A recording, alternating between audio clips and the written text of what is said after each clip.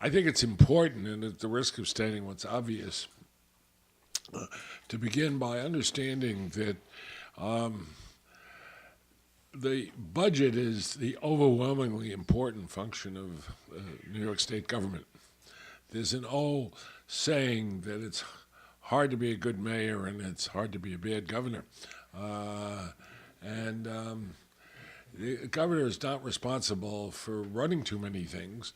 He's responsible primarily, and the legislature is responsible for making the fundamental decisions about the level of taxation in the state, what authority local governments have to impose taxes, how spending priorities ought to be determined, how much debt ought to be incurred, and the process where that happens is very, very constrained because, unlike practically every other state in the country, New York State's fiscal year ends March 31st.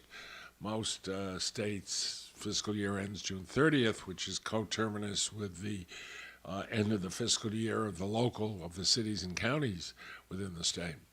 So that gives, that time pressure gives governor even greater advantage. Years ago, the frustration about the delays in the budget process led to a rule that the legislature doesn't get paid until the budget is approved. And reformers thought they'd struck a great blow for government efficiency by imposing that. And then it turns out the banks lend the legislators the money anyway, since they figure the credit's good. So it had no impact whatsoever on the time frame of enacting a budget. It is true, perhaps going beyond what you wanted, I'll finish in a second. There is no question whatsoever that the budget process, whether it's the federal government or a state government or a city government, requires a degree of leadership. It's too complex a document. It is too vast in its reach, and the language is often sufficiently and intentionally ambiguous, and it's not a process that can be accomplished without the exercise of leadership. So for particularly a new member of the legislature, the single most important thing to do is, if you want to have an impact, is make sure you exercise the best judgment you have about who the leaders ought to be, who are the ones that are going to be negotiating with the second floor, with the governor and the governor's budget office. And second, to make sure, other than the obvious concern about the impact on your own constituency, you ought to have your priorities straight, know some of the things that are important to you, and make sure you study it. Because if you don't read the document, and I respectfully suggest there's a significant percentage of the members of the legislature who do not, but if you don't read it, you don't have any ability or any claim to be able to impact the process that follows. I mean, that's sort of an overview without hopefully too much editorial comment. And then Jerry or Mark, if you want to add to any of that, and then if we can jump on to sort of the timeline, when is the budget due technically? Okay, I'll walk a little bit through the process, but the first, I think the first point is actually to reiterate something Dick mentioned, but to make it clear how important it is. I think that I'm going to have a little bit of a bias. I grew up as a budget type, but the budget's the most important document the state of New York deals with every year, and it's something that, while Dick's right, it's executive driven for the most part. The legislature does have a role, and it's an important role And it happens every year, and it's literally the most important act or vote that you'll take during the course of the year is the budget, because it's the allocation of the resources of the state. I mean, you collectively are going to be making decisions how to generate billions of dollars in tax revenues on an annual basis and how to spend those billions of dollars. The state budget today is $140 billion. You know, you'd be a Fortune 50 corporation. You know, there's a half a dozen countries that are larger than New York State. You know, one being the federal government, another being California, which isn't quite a country, but seems like one. But it's this enormous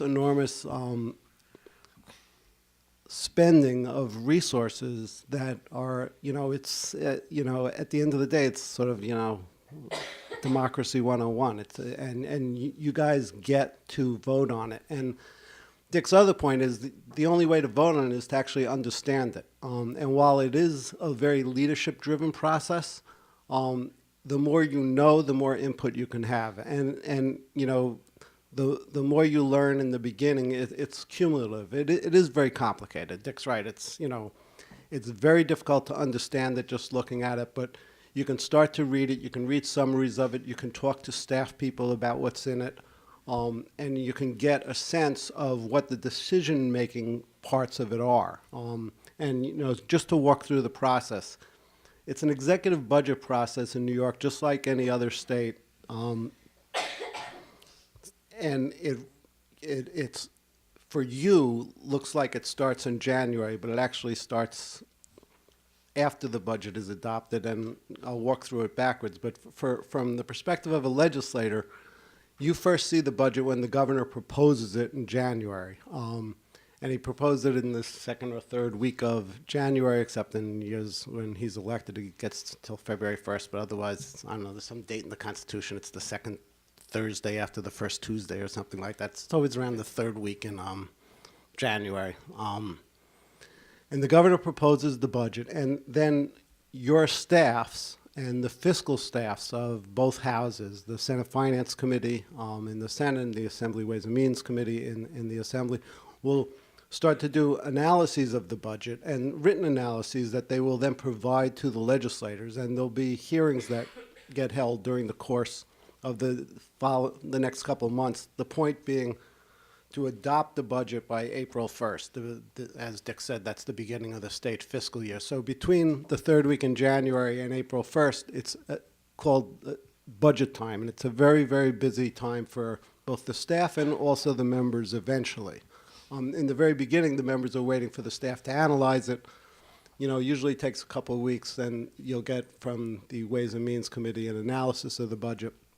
And then the debate starts. And the debate is, even though it's a $140 billion budget, you know, it's not like every year people relook at every spending item in the budget. The debate is over a couple $2 billion of changes that occur from the prior year. And that's where most of the debate is. And what you'll see is a gap sheet in the budget. You know, there are only a couple pages you have to really look at to see the summaries. There'll be one page that'll show a gap sheet of, here was the projected deficit for next year, and here's how the governor is proposing to address the deficit. So for last year, I think that it was a $3.5 billion deficit that had to be closed in the budget. So the whole debate is about how to close that. And, you know, in the old Albany days, it used to always be sort of, you know, one-third, one-third, one-third. A third of it would be addressed by taxes, a third of it would be addressed by spending cuts, and a third of it would be addressed by other things, you know, whether people called them one-shots, which I'm sure Dick will talk about before I say much more. But, you know, that part of the debate changes year to year, but that structure, and whatever the structure is, and it is driven by, you know, the majorities in both, the leaderships in both houses, will drive the debate about what the issues are, whether the issue this year is going to be raising taxes or not raising taxes, or doing spending cuts, or what's really usually not spending cuts per se, but decreases in the increases in spending. And the reason for that is the budget process. When I say there's a $3.5 billion gap, the governor proposes the budget in what's known as, if you continue all existing programs. And just to continue existing programs, costs go up, whether it's because of labor costs going up or the cost of electricity going up. And so just the general services continuing last year's budget generates billions of dollars in new costs the next year. And revenues also usually grow with the economy or because of tax changes. So they'll grow, but they'll usually grow slower than the growth in spending. Voila, you have the gap that you have to deal with. And then the governor proposes how to deal with that gap.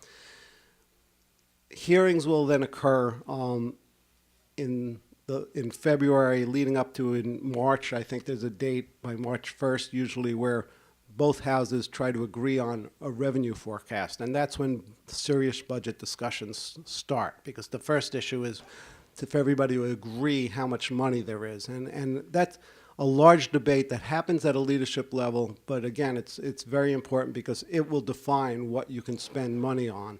And then once there's an agreement on spending in early March, the focus will be, well, what are we going to spend money on? And in the Assembly and in the Senate, there'll be conference committees broken out by subject areas. So there'll be a table for education spending. There'll be a table for Medicaid spending. There'll be a table for housing and economic development spending. And eventually they'll be given targets because of the decision of how much revenues there are going to be next year. And then the debate happens at those tables for meeting, if we have a target of we can spend $10 million more in housing next year, what do we want to spend it on? And that debate takes place, and the legislators actually, in the public forum and in private, have discussions about how to do that spending. Eventually, a decision gets reached after, some sort of leadership process, and a budget gets adopted on April 1st. So that's the executive budget process as it affects you. But the reality is the rest of the budget process, which you as legislators don't see, is the real way that the governor actually controls the budget during the course of the year. He gets to follow the spending. He gets to amend spending within reason. He doesn't have to come back to you. But he gets to control how the money gets spent during the course of the year and manage the budget of the state during the course of the year. And then eventually, while you're home, in your districts and working, state budget then starts working on the beginning of the process for the next year's budget, and they send out a call letter to the agencies. Here's what we think next year is going to look like, and the whole process starts again and leads internally in the state division of the budget to them putting together the next year's plan for the governor that you then get to see when he gets public with it back in the following January. And so it's really an annual cycle, but for the legislators, the most important part is the January to April 1st part. I'm going to talk to you about April 1.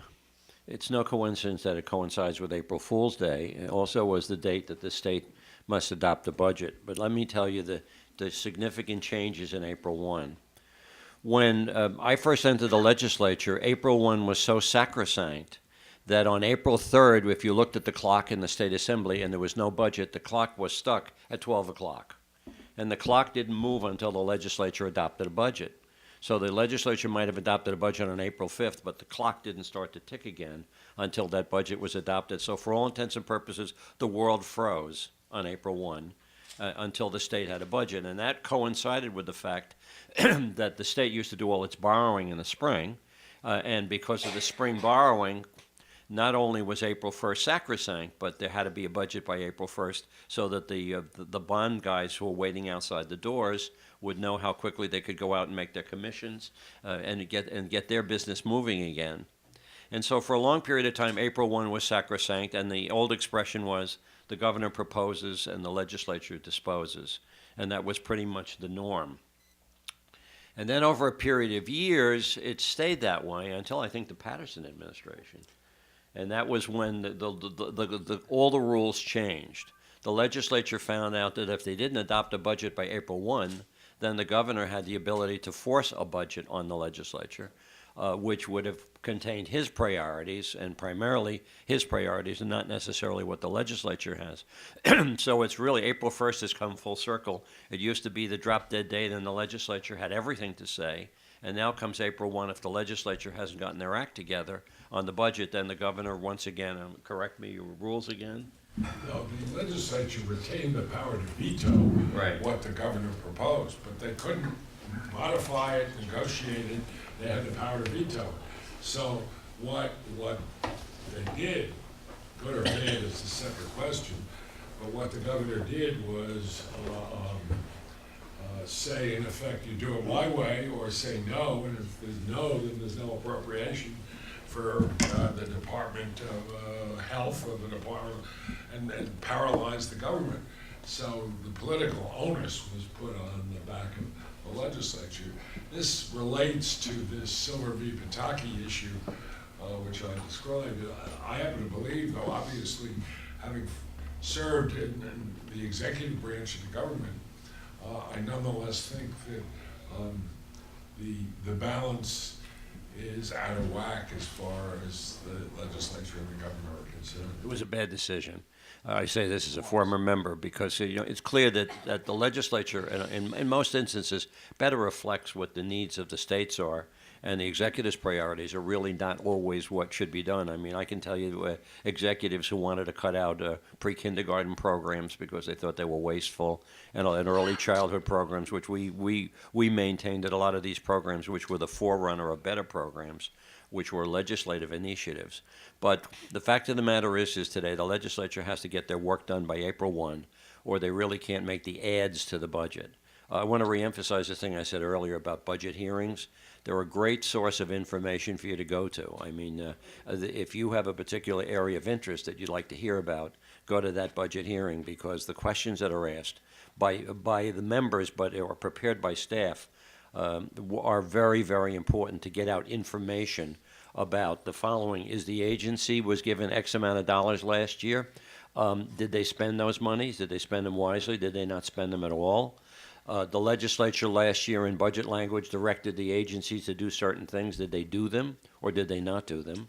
So the budget hearings bring out a lot of information that's valuable to you if you want to attend in connection with some particular subject area that you're interested in.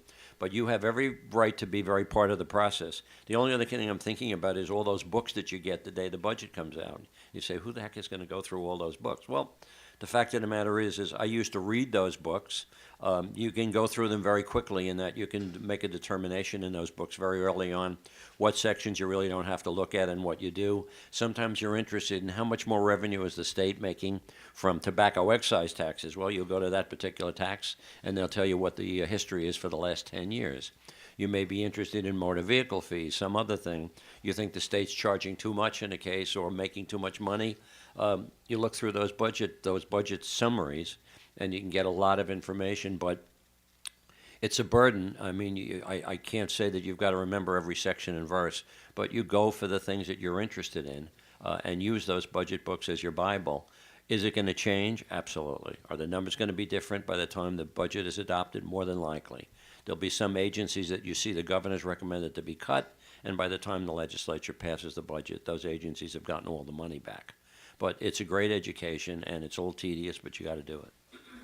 Now, Mr. Ravitch, I wanted to go back to something you said about the balance of power being out of whack. Could you expand on that a little bit?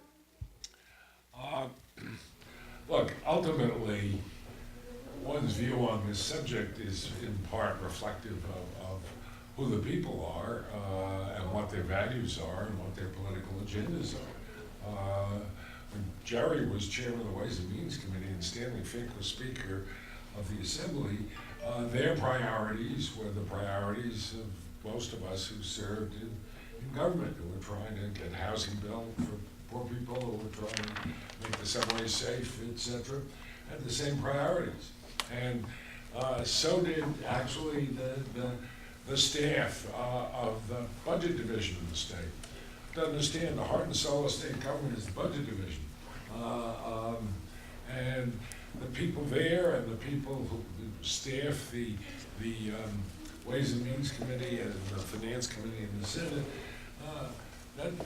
they're the ones who are doing all the detail work. And when you control the detail, you obviously have an impact on policy. The people who worked for Jerry when he was chairman of Ways and Means, I still recall as being the most able and dedicated public servants that I've run into.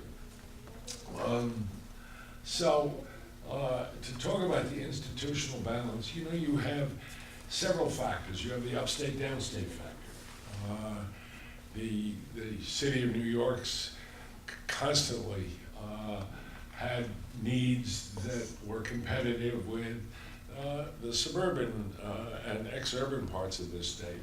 So that balance in terms of allocating public spending.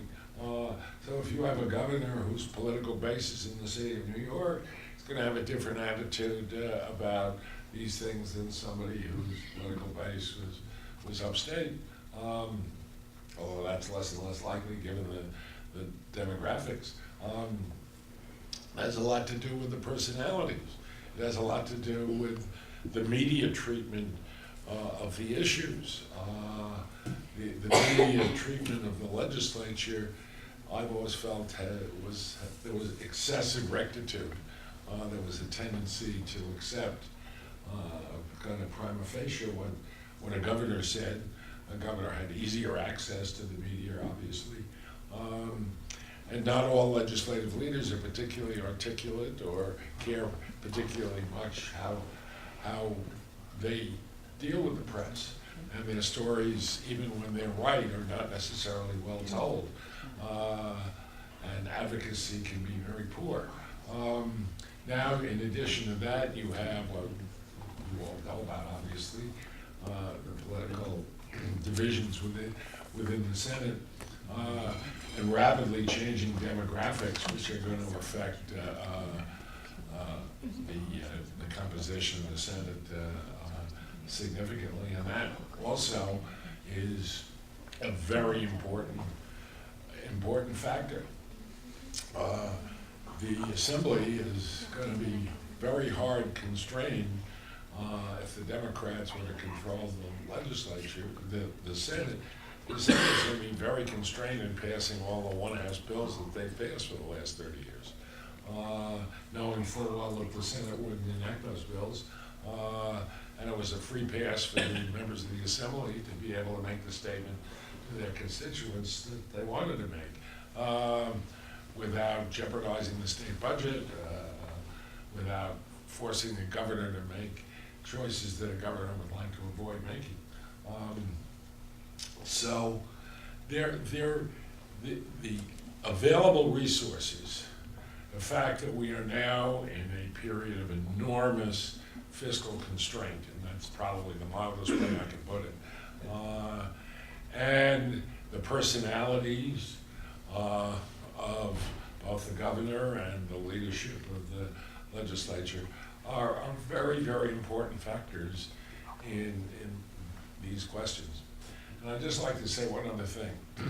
The first thing that you'll be asked to vote upon in the first day of the fiscal year is a very omnibus appropriation bill in which you are asked to appropriate money to meet every contractual obligation that the state has, including the payment of debt service on debt that was incurred, but was incurred with the understanding that the lender had that they had no enforceable right, that getting paid was subject to appropriation by the legislature. And there has never been a debate about that bill because the legislature's told that, in effect, if you don't appropriate this money, the state's credit will be downgraded. Excuse me, I'm sorry. I apologize. I can't talk now.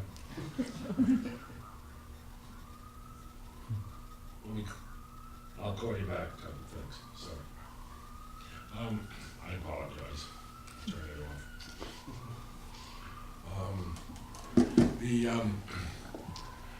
That You're not recommending they don't vote for it, that's a constitutional crisis, are you? no, but This will be a first and your last vote in Albany.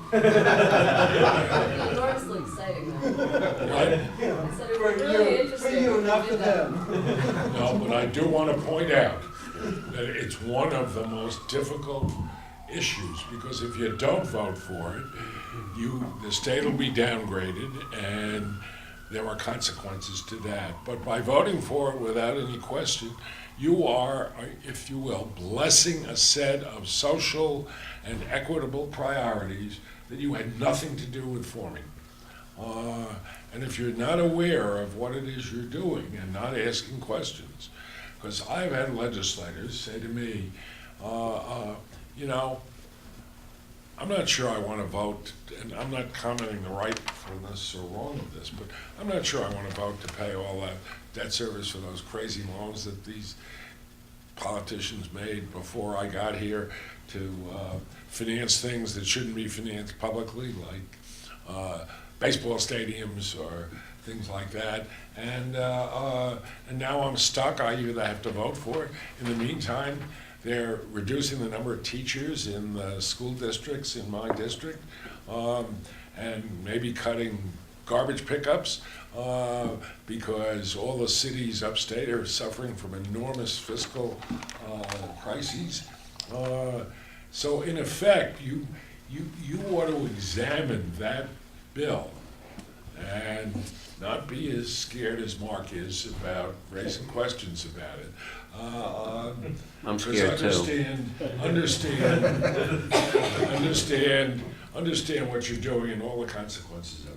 Yeah, I just want to give, I don't want to interrupt Mark, but when we talk about legislative flexibility, this gentleman was chairman of the Metropolitan Transportation Authority and came to me very, very, very late in the budget cycle and said, I have a modest request.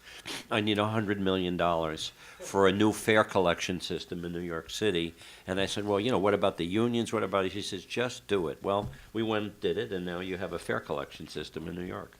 So sometimes those modest requests, you know, work out well. It also ended up costing $600 million. Let's talk a little. But that goes without saying. Jerry and I weren't there then. Serves him right. Well, maybe you screwed it up. Well, let's talk a little bit about authorities, because that's one area where the state can borrow a lot more money, and it's sort of off the books in a little way. And maybe, Mark, you were at the MTA, you could talk about that a little bit. I mean, it'll get back to Dick's point about, you know, I just want to start by saying that Dick's point was to understand what you're voting on and to understand the debt service budget. And debt service is what authorities are all about. Authorities are, you know, today we talk about like doing public-private partnerships, privatization. Authorities were a governmental version of privatization that started, you know, actually in New York 100 years ago.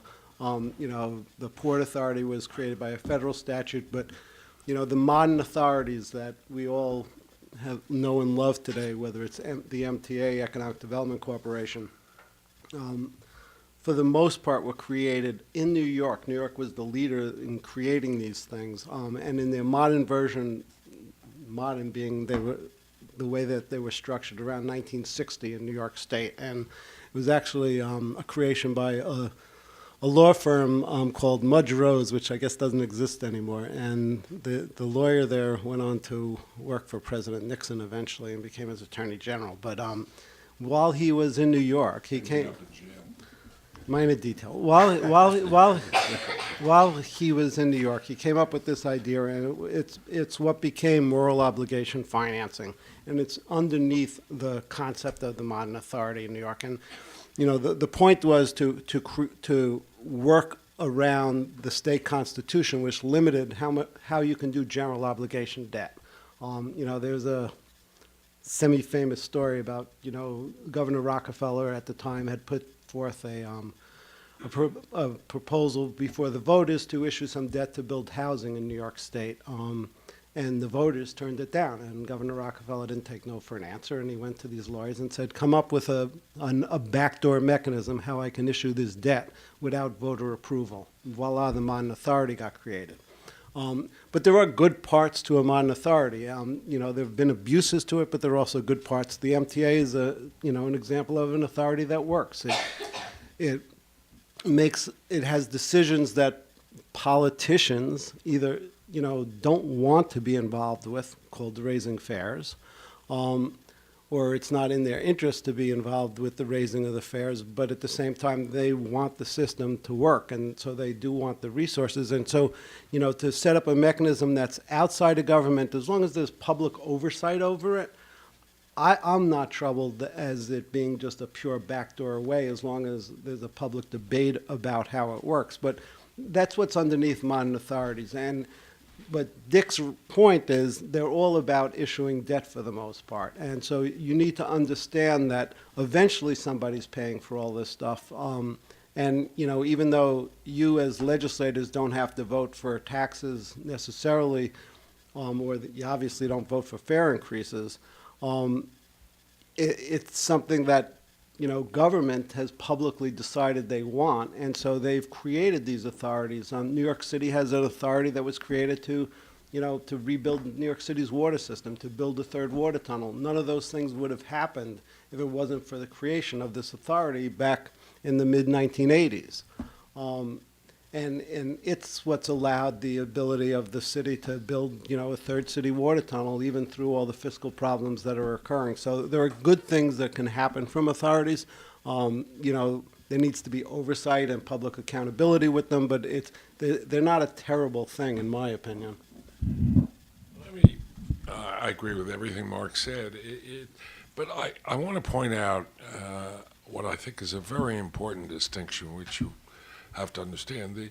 The water tunnel is paid for by funds that were borrowed, and the debt service on those bonds are being paid for out of the fees that the city receives from the people who use the water. The bonds that are sold by the MTA are serviced by the revenues that the MTA receives, both fare box revenues and recurring government subsidies. The problem arises when there is not a specific revenue stream that is addressed or intended to cover the debt service on the bonds that were sold, where the promise is simply a promise by the state to appropriate money. And that is what has grown enormously. And you have to understand that a lot of people blame or describe the process as being totally dominated by the unions, but that's not really true. The financial community is equally potent. You walk the halls out of Albany, and you will soon see that a healthy percentage of the lobbyists hanging around the outside of the two chambers are from Wall Street, who are ready to tell you all how they will help you avoid unpleasant cuts in spending and unpleasant new taxes by discounting future revenues. They will tell you that they will facilitate your borrowing money by pledging things that are going to come in the future. And every politician gloms onto that because it's a lot easier to do than tax or cut. And therefore, there is an enormous amount of debt piled up for which the political system did not ascribe a real revenue stream to support it.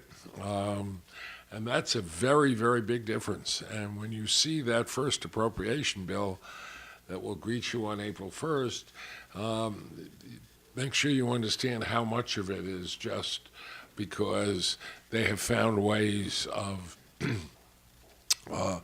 borrowing money that don't vitiate the constitutional prohibitions. Let me give you an interesting example of that. In that the convention center was financed in the following fashion. The state created something called the Convention Center Development Corporation, which issued bonds to pay for the cost of the convention center. The bonds were secured by a lease from the state of New York, in which the state agreed to pay an amount of rent to the entity it created, sufficient to pay the debt service on the bonds. Then the state turned around and subleased the convention center to the Convention Center Operating Corporation, because everybody told the governor and the legislature the convention center was going to make enough money to cover all the payments, so that the sublease would pay the state enough money for the state to pay rent to the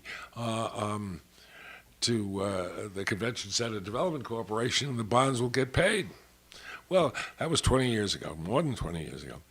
The convention center has never earned enough to pay one penny of debt service on those bonds.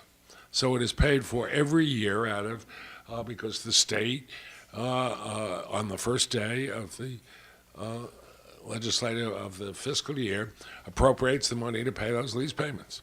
And again, I'm not saying they shouldn't, but I'm trying to point out a very, very important distinction. There is the controller, I'm told, is coming out with a report tomorrow on the status of New York State's debt, and I urge you to, I don't know what it says, but I urge you to get it. Let's jump back to the perspective of the individual lawmaker. There's all these folks coming into office, it's their first year. Can they really do anything in terms of the budget? I mean, they can educate themselves, like you said, they can go to hearings, they can read about the budget, but say you want to get money for a project in your district, it seems like the governor said, no, we're going to crack down on member items. Can they really get anything in their first year, in their first term in office? Well, when we started out with so-called member items, the first year that we had them, I was chairman, it was $2 million a year each house. When they suspended them around the Patterson administration, it was $200 million a year each house. So obviously it grew like Topsy, if that's the appropriate expression. Now you have a situation where a certain amount of discretionary money goes to the leaders that they can tap into, and that's the Speaker and the Senate Majority Leader. So from the standpoint of a member, if you have a project that is really so critical, then you go to your leadership to advocate for that project. In addition, if you have a project that is very important to your county, let's say it's Queens County or Kings County, and you're a member of that delegation, you try to get as many members of your delegation to sign a letter to the leadership in support of that particular appropriation. So there are still ways to get some monies, but the abundance of money that used to be available is just not there. It's interesting, probably the biggest slush fund in the state budget belongs to the executive chamber. And then the leaders have a fairly decent amount, but that money only goes so far, and it does get spent. And I think you just have to be your own best advocate, and especially if you've got a county-wide project that helps more than people in your district, it gives you a leg up if you can get the support of the other members of your delegation. The other thing that is important to a local legislator in the state budget, besides the member item pots or that are or not available, is what money is getting spent in your district overall as part of the budget, and it's important to recognize where the money in the budget comes and goes, and on the going side, in this $140 billion budget, over 70% of the money that is allocated in the state budget today actually is you're just acting as a pass-through of some sort. It's either federal money passing through to localities, or you, as state legislators, deciding to use state resources to spend on local issues, right? So 70% of the budget is actually you're giving money to the localities that you represent, for the most part, it's going to be to school. The big money is school districts, counties, cities, towns, and villages. And so from your perspective, what you want to do is understand what your local issues are, and get involved in the parts of the budget where you get to have incremental say over how those decisions get made. And, I mean, in the New York area, most of the focus is on the education money in the budget, and then the money that flows through New York City to pay for social services and Medicaid. And that's where the big bucks are, and it's also where you as a legislator will know what your individual district cares about and what the important issues are, and those are the parts of the budget that you just have to start to focus on so that you can have some influence on.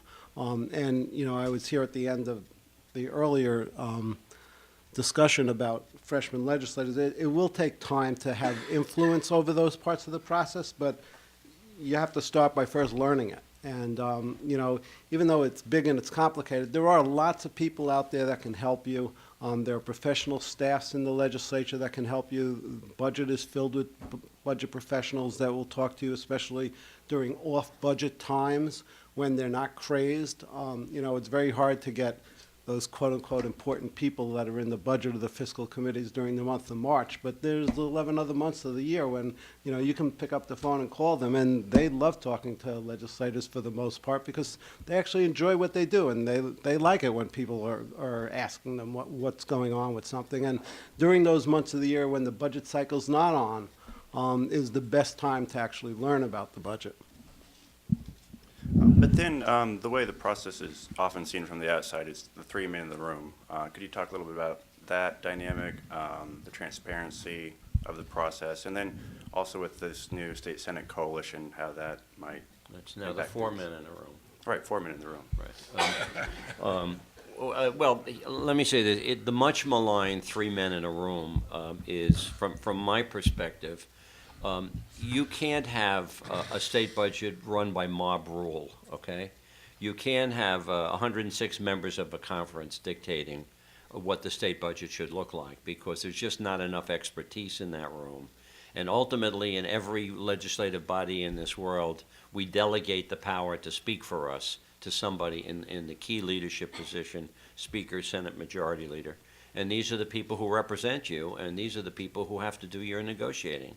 The idea that you can have 106 people in a room on the majority, or 25 people from the majority and 9 from the minority to go negotiate a budget, it works out occasionally in conference committees that we'll talk about. But the fact of it is you need leaders to do what you're doing. John Boehner, whether he has the support of his conference or not, in the House, he's out down there in Washington trying to make a budget deal, or at least trying to survive at the same time as he's making a budget deal. But the fact of the matter is you need your leadership to advocate for the state budget. And believe me, all of the leaders today listen to their conferences more than they ever did before. In the Senate, the leadership there, Dean Skelos, has always had all the different committee chairs handle the various parts of the budget and talk about it in conference and talk about issues. In the Assembly, there's a lot of people who the Speaker defers to on education, higher ed, health, etc. So there's plenty of input from the members and from committee chairs.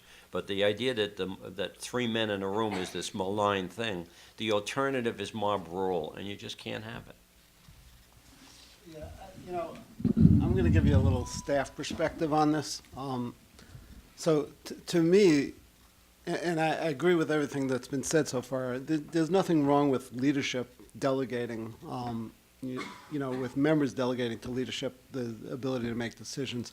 To me, the original 3 men in the room weren't the governor and the legislative leaders. The original 3 men in the room were, because it's about the budget, right? It was the state budget director representing the governor and the secretaries of the 2 fiscal committees that would sit down in a room to try to figure out a solution to the problems that the 3 real leaders had where they had disagreements. It's usually staff that works these things out. And, my view of the world, we talk about how Albany's become dysfunctional. There was a point in time in the 1980s when the way those 3 men in the room, and they're representing their principles, or accept the premise that they're representing their principles, and they are representing you indirectly. They would come in, and it was time to figure out solutions to the outstanding issues, and the Secretary of the Finance Committee would show up with a bottle of scotch, and when the scotch was done, there'd be a budget deal. And the dysfunction happened when the Senate Finance Secretary. Bringing the booze? No, he showed up with the bottle of scotch, but the Ways and Means Secretary at the time came with a Diet Coke, and the Budget Director came with a white wine, and it's not been the same since. Let's talk about. I think that everything Jerry said is absolutely correct, and I think it's self-evident. And that's why I said in the beginning that I think the threshold question for you all is the election of your leaders. Not that you have a lot of discretion in the real world about that at any given point in time, but there have been, certainly in my lifetime, in my involvement, succession issues that were very, very important, and the individual membership has had an enormous impact on that. At one point, when some upstater tried to wrest the speakership from Shelley Silver, that was something that was the outcome of which wasn't guaranteed from the day one. There were always questions of succession. There were fights between Ralph Marino and Joe Bruno about who was going to be the majority leader in the Senate. Those were very, very important things. And your relationship with the person who wins or loses those battles is obviously terribly important in terms of your ability to get your needs focused on. But I'd like to point out something else that's very important. Mark talked about $130, $140 billion budget. That's true. That's an all funds budget. That includes, as he said, federal money. It includes the receipt of fees that the state charges for whether to go to state parks or for environmental permits or whatever the case may be. You have to understand a couple of things about that, which are important. And that is that there is an increasing disconnect between the three levels of government. So that, for example, we now read every day about these federal budget discussions. You haven't read a peep in the papers about the impact that these proposals, whether it's Paul Ryan's proposal or Bowles Simpson, will have on state governments' budgets. But, for example, they all are proposing to eliminate the deductibility of state and local taxes. If that were to happen, it would be a sheer and utter disaster for the state of New York. It means that people would pay, the rich people who pay a very substantial percentage of the total revenue will have to pay more. It's going to affect locational decisions. If you cut even to the extent that the president himself has proposed a limitation on the use of tax-exempt bonds to finance infrastructure, that's going to be terrible for New York, because one of the biggest problems we have is we have an infrastructure that is in desperate need of investment, and the disinvestment has been profound. We have a legislature and the governor put through a property tax cap. It was very popular. Property taxes are very, very high. But if you talk to any mayor in this state, they will tell you that they are now deprived of the ability to raise the only revenue that they have the capacity, without going for permission of the legislature, to raise for themselves. And the legislators, mayors think the legislators don't care because the legislature is not responsible for plowing the street or making sure the sewers work, but mayors are, or county execs are. And they're members of Congress who vote for legislation in Washington don't measure those votes against the consequences on the state budget, because none of them have in their elections in any way dependent on what happens in Albany. As a matter of fact, a lot of them will say to you privately, you know, I don't want to be responsible because there are a bunch of politicians in Albany who don't have the guts to tax or cut enough to balance their own budget, so they ought to stop coming down here and asking for more money. And this is a growing problem. And it compounds itself because of what you do. What happens in state capitals is less and less adequately reported. As you see the collapse of the print media, you see a less and less informed public about what's happening. And it's complicated stuff. And the numbers are bad. Anyway, that's another story. Could you talk a little bit more about mandate relief? I mean, do you think that'll be something taken up more seriously in the coming year? I don't know. Didn't the governor promise all kinds of mandate relief? Sufficient. What? they've already done. He says what they've done already is sufficient. Well, the answer is, I probably was one of the few people who wrote a lot of op-eds about the tax cap and why I was against it.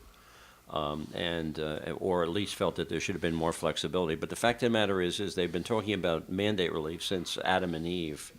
And the fact of the matter is the school districts and all the municipalities come to Albany begging you as members to be for some type of relief from the various types of mandates that they're faced with.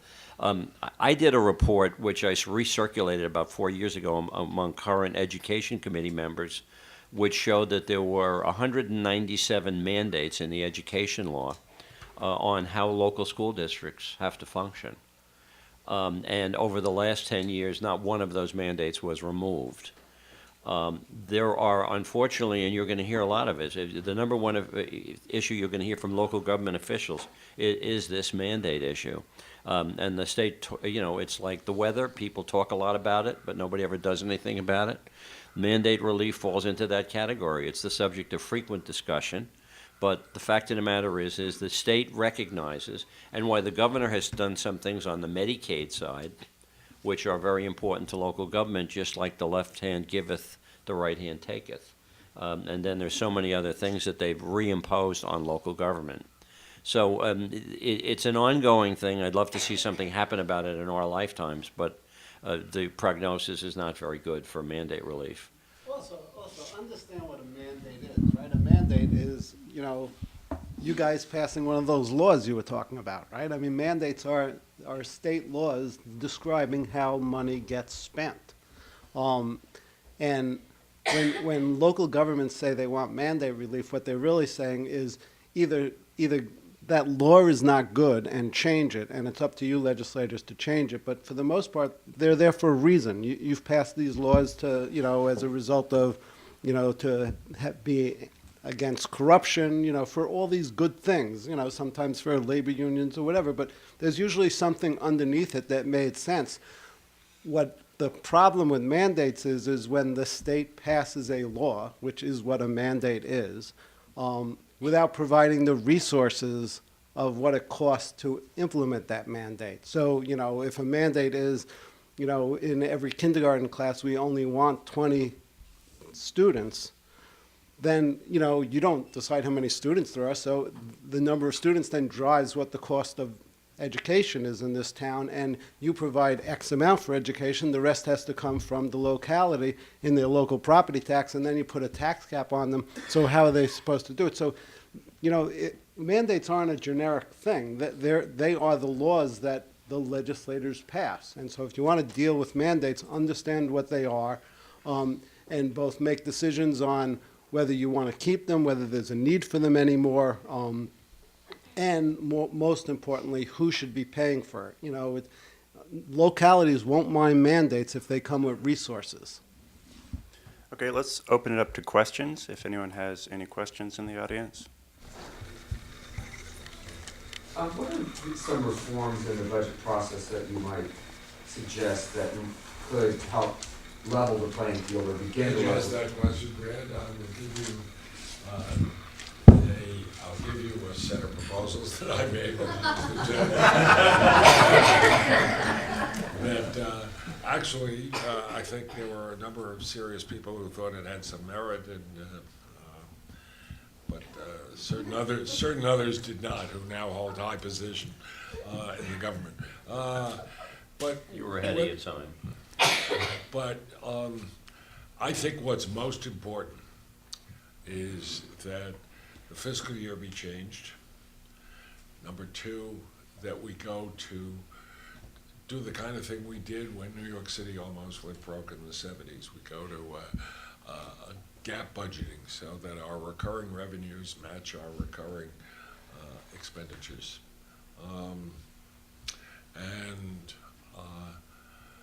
I think that there should be a process for multi-year budgeting. Not that anybody has the wisdom to forecast what's going to happen, but I don't know how you budget this year without having a point of view about what's going to happen next year. And then you need a method for modifying your budget during the course of a year. If an event occurs, or like a recession, or God forbid a 9/11, or even a Sandy, the governor has no ability. The courts have held that the governor has no ability, even though he knows and everybody acknowledges that the revenues are not going to be what they were. The governor cannot cut spending below what was in the original budget bill. And that was contested when Hugh Carey was governor, and the Court of Appeals said Constitution does not give the governor that power. Well, there are plenty of ways of creating or mandating a process by which the governor and the legislature, if revenues are in fact down, would have to come to an agreement as to how to modify budgets. Because otherwise you end up with a substantial deficit, which for the most part, because we're on a cash basis and not on an accrual basis of budgeting, the budget guys have a way of masking and keep kicking the can forward. So within that framework, whether there are better ideas than mine, there may well be, but it has to be examined, because we're kidding ourselves. Our healthcare spending and our education spending, despite efforts to cap them, which we're not sure to what extent that's been accomplished yet, that they are growing. That's $55 billion we spend on Medicaid and $30 billion on education. That's out of 130 million. They are growing so much faster than our revenues are growing and there is no basis for believing that that's going to change, that gap is going to close. It's going to widen unless some miracle happens in the United States economy. And when we face the possibility, I just want to give you all a number. Federal government, the federal budget contains $650 billion of money that goes to state and local governments. So as many people in Washington have suggested, you take a 10% cut in the discretionary budget of the federal government, that would cut $6 billion out of the budget of the state of New York. And that's one illustration. So you have enormous political pressure growing to reduce federal spending, to increase revenues, in part by eliminating benefits at a state and local level. And then you have, anyway, I'm talking too long, but you have serious budget problems, and you have to have a system that is comprehensible, that can be modified within the 12-month period of a fiscal year. Do you think there's an information and expertise deficit between the legislature and the executive? I mean, is there anything that the legislature could do in like a congressional? I've always found that the staff of the Ways and Means Committee from the time Jerry was chairman to today, and most of them actually worked for the committee then. I mean, there's a very professional cadre at both the Senate Finance Committee and the Ways and Means Committee and the Budget Division, as Mark said before. They understand it. Some of them are constrained what they can say because their principals don't want them to be candid in some instances. But if you have a good relationship, which if you're a smart legislator, you will develop a relationship with these key staff people, as Mark said earlier, and be able to talk to them and get information. And if they have the confidence that you're not going to embarrass them, they'll tell you what the facts are. And if you've got a bill that you know is going to be in the Ways and Means Committee, go to the staff analyst who's in that subject area and go talk to them, because you can learn a lot by talking to them about your bill, about the implications of it, and whether at the last minute you better make some changes in it, because that's one of the concerns that staff has. So, I mean, you know, I think over the last 25 to 30 years, the quality of the legislative staff on the fiscal side has really, I mean, the legislature is on an even plane with the governor. Many, many years ago, that wasn't the case. Today, they very much, when the governor says this about some particular subject, the staffers on the Assembly and Senate side know whether they're telling the truth or not. I agree that That's right. the legislative fiscal staffs are actually very professional and are actually probably the best in, you know, amongst the best in the country. I mean, California has good fiscal staffs, New York has good fiscal staffs, and they're the only other one in the country that is of that level is the federal government and, you know, the Congressional Budget Office. So that's not where the issue is. The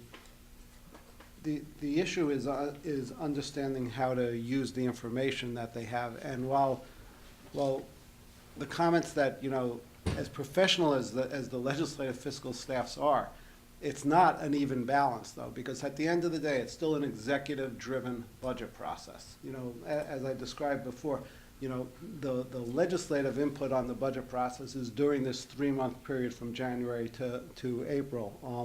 And, you know, while Dick's right, you should change the date of the budget, it'll just move the debate, and, you know, it'll lengthen it a little bit. But the reality is that the governor in New York State is a much, much more powerful person than the legislature is in terms of the budget. You know, you have a role in adopting the budget, but the actual running of the budget during the course of the year, where a lot of the decisions get made, is just in the hands of the executive.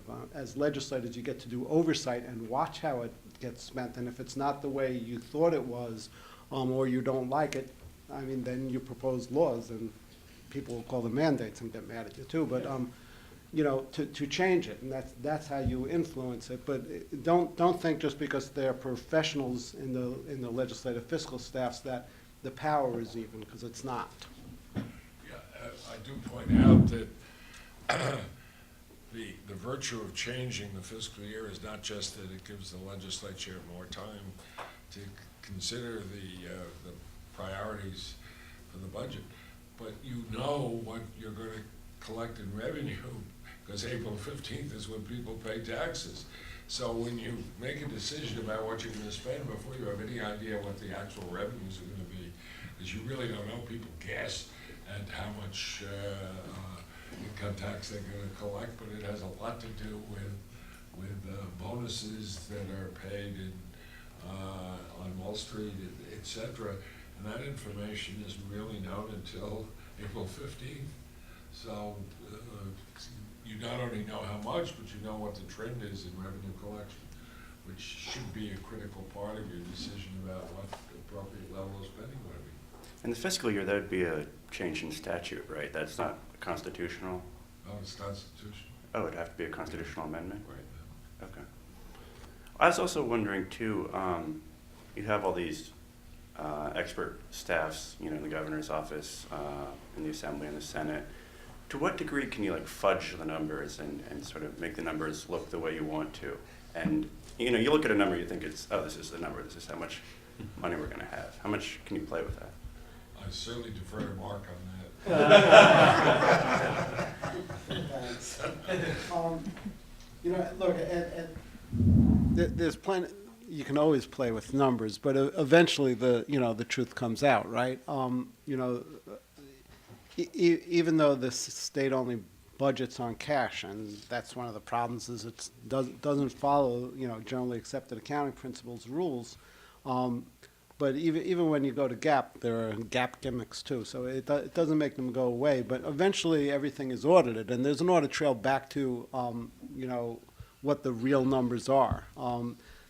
but there are sometimes reasons that, you know, even elected officials would want numbers to be fudged. I mean, the example that Dick was just giving about, you know, you're adopting a budget on April 1st and, you know, you're making a guess as to what final returns are going to be on the state income tax that come in on April 15th. And if you're off by a couple $100 million, as the budget director, or in the executive branch, you have a responsibility for figuring out how to keep that budget in balance given that change. So, you know, when you say fudge numbers, you're going to have to maneuver spending in a way to control it so that you can make up for that. So, you know, I mean, fudging is not a bad thing in that sense.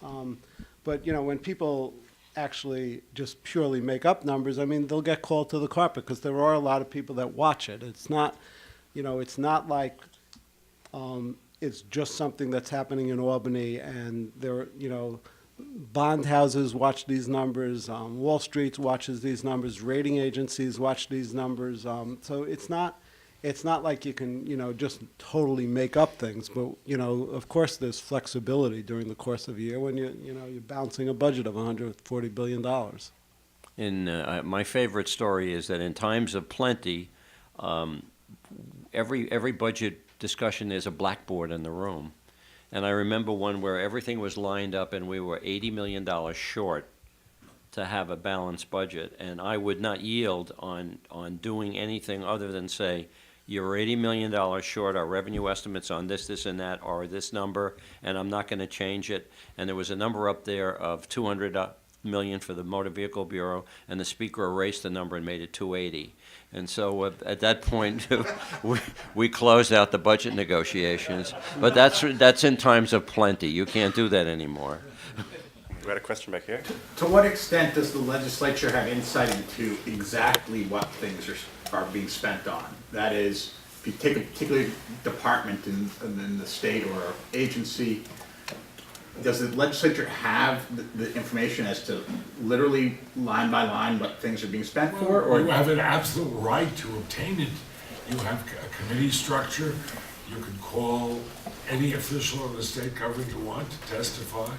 The limitation is not a legal limitation on your knowledge. It's your willingness to spend time and dig and learn and understand who's giving you BS and who's telling you the truth.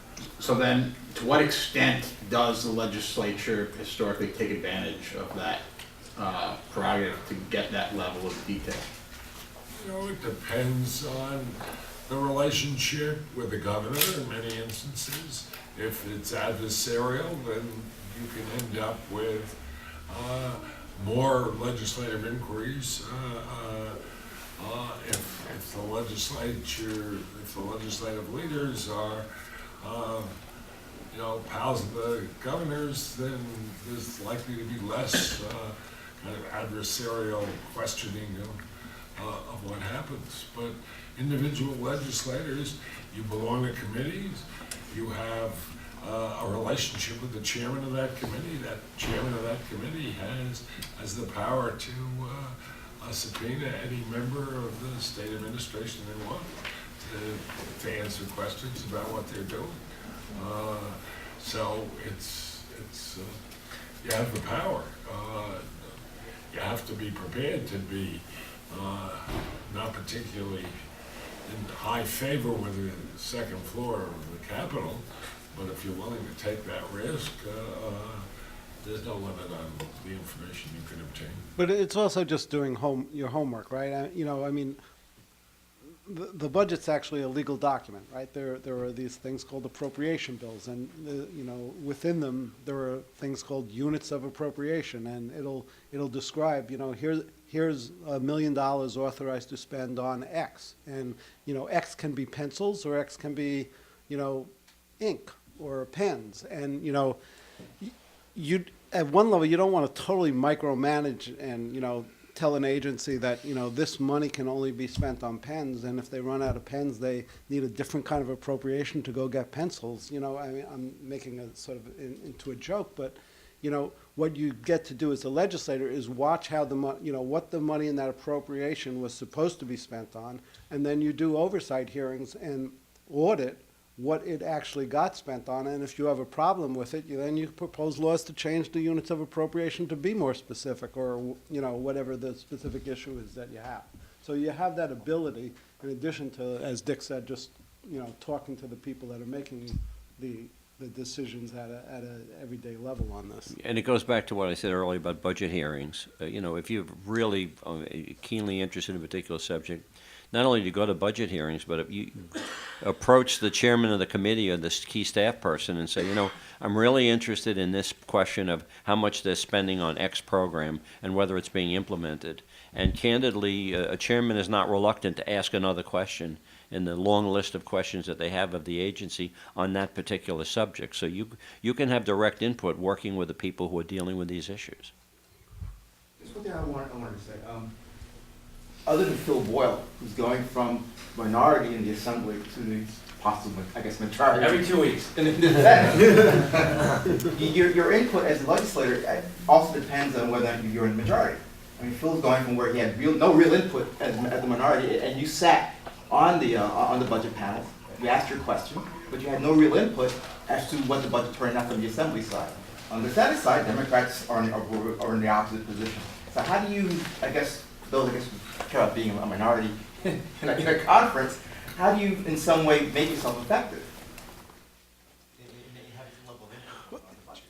Well, I think a lot of it goes back to the fact that as a member, you got to learn to know the people on the other side of the aisle. You got to build those relationships. Get to work with these people, or at least know them to know you and you to know them. And if you've got a particular subject matter and you're in the minority and you want to deal with the majority, get to learn how to deal with the majority people and talk to them about your issues. I have never seen on the merits on a particular issue or any member, majority or minority, rejected any type of effort to get information or to work with people. It's a function of how proactive you want to be as a legislator. I know that when I was in the minority for a few tragic years, that I didn't hesitate to go to the majority over in the other house, you know, who were and you know, and raise my issues and speak my case. You got to be proactive for yourself. Right, but that's in terms of being able to get the information. You can always get the information, but influence it's politics. You know, you're on the losing side or the winning side in that house, and you know, that's the way it works. There's another aspect to this which I call to your attention, and that is your relationship with people inside the executive branch of the government. Sometimes that's more important than anything, not just for getting information, but for getting things done. I can tell you absolutely that if I hadn't had a relationship of trust and confidence with Jerry Kremer and Stanley Fink in 1982,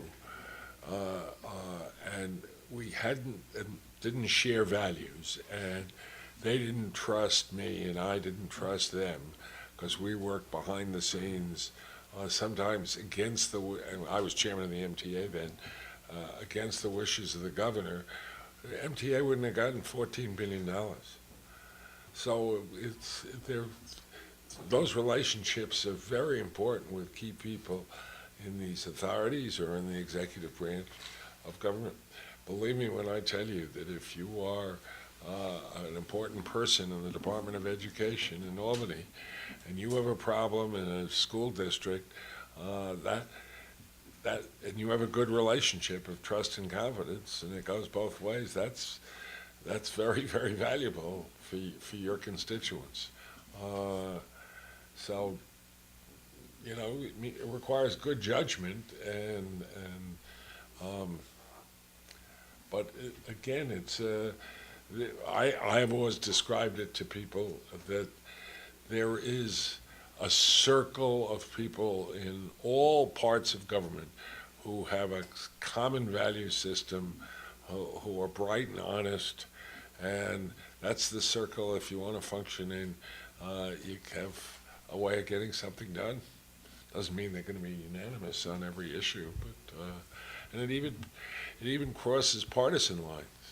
I mean, Stanley Fink and Jerry Kremer could get more out of the Republican-controlled state Senate than most of the Republican office holders around this state, to be honest with you, because there was a relationship of trust and confidence and a give and take. Is that fair to say? No, but you build relationships from your freshman year up. And you've got an issue and you go meet the deputy commissioner in the state education department who's involved in that subject area. Go meet the a guy from Senate Finance, whether it's Mark Shaw or whoever it is. Go meet those key people and create your own relationships. The good news about it is while there's party strictures, Republican, Democrat, majority, minority, you cut your own path. You make your own. You make your own ball game. And there's every opportunity to do it because doors are not closed. You can open doors that you thought were heretofore closed. So there are great opportunities available, again, if you want to be proactive. One last question? Yeah, real quick. Getting back to Mr. Ravitch, point about debt service. As a minority member of the Assembly, I get up on the floor and ask about debt service bill. Who cares? But if I get up on the floor of the Senate as a majority member, presumably, and ask about the debt service bill, I think First Dean Skelos is probably going to grab me his heart, but my question is, does it have any implications in the financial? Do I cause a problem on Wall Street saying, oh my, why are we asking questions about this debt service bill? Not by asking the questions. You run risks by if you killed the bill, the state wouldn't have access to the market. But if you think about it, if access to the market, access to borrowing is the only way a state gets enough cash to operate, that means you're close to being in perilous shape. Because you're not supposed to pay for your operating expenses out of your borrowed proceeds. And that's the problem in a nutshell. Yeah, but you're going to also be in a party conference where you can ask those issues in your party conference. When there are budget discussions, the budget staff are going to be there. So, nobody's going to, raises no eyebrows. When you do it on the floor, you maybe have a problem. But if you do it in party conference, that's what people come to party conferences in many instances to get answers to questions that they can't get any other way. I mean, ask Rob Mojica how much of the debt service is coming out of specified revenue streams and how much of it is coming out of just, in effect, the general credit. I mean, without getting too much into the weeds, a person who was named head of the New York State Thruway Authority, who had no prior experience, who's somebody I've known most of his life, and he asked me about how the New York State Thruway Authority finances, and I said, all its bond issues in the last few years have been secured by a pledge of the personal income tax. They're what's called PIT bonds, personal income tax bonds. They're not based on the revenues of the Thruway Authority. So in effect, the money's coming out of the general fund, and there's a priority which has never been tested constitutionally for the payment of debt. So there's no practical limit on the amount of debt that the state can incur that way. Until you run out of personal income tax revenue. Well, long before you run out of all of that personal income tax revenue, you've got a lot of other problems. Do you follow what I'm saying? Yeah. Okay, thank you. Let's give our panel a hand.